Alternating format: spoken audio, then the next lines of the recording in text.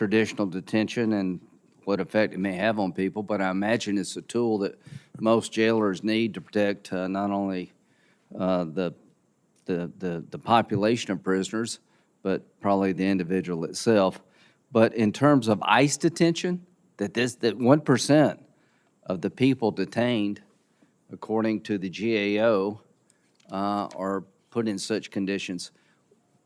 What I want to point out to the American people, there is no detention, effective detention, when it comes to illegal immigrants coming to our border. There are about 40,000 bed spaces, and we're talking 3 million encounters. The catch and release program is just one of the greatest pull factors. 80-something% of the people in a alternative detention program never show up.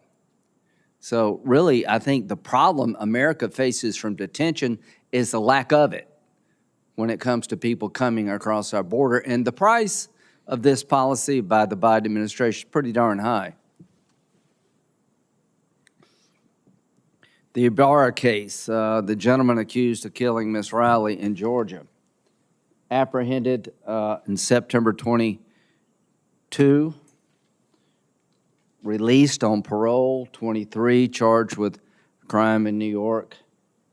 October 23rd, charged with stealing from Walmart, and now faces charges of killing Miss Riley. This is one example of a parole catch and release program completely out of control.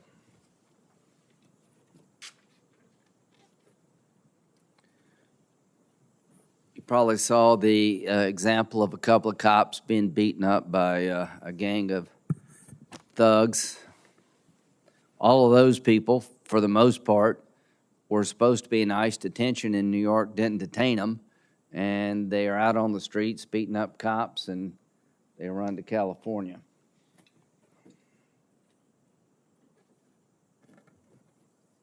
Encounters in FY 23, 2.5 million. We're on track now to do over 3 million at the rate we're going. And again, there's 40,000 bed spaces.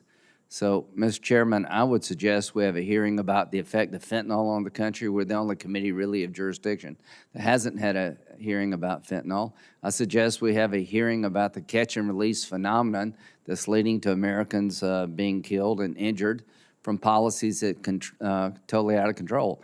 When it came to Mr. Barra, I asked a question, on what basis was he paroled? Under the law, you can only be paroled for 2 specific reasons. If you have a unique humanitarian need or you have a particular benefit to the country. An individual analysis. We got the report back. Do we have it?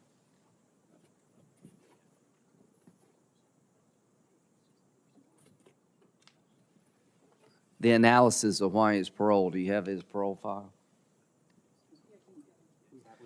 I'm going to introduce that in the record, and I'd like unanimous consent to introduce the actual document in his case. There's absolutely no indication of why he was paroled. There's no indication anybody did an individual analysis as required by law, just says the guy was paroled. This is a symptom of a greater problem, and Mr. Chairman, I think what we need to be talking about more robustly than we are is the effect on the American people of having a catch and release program with no limits. Thank you. Senator Graham, we have had oversight hearings for all of the law enforcement agencies responsible for fentanyl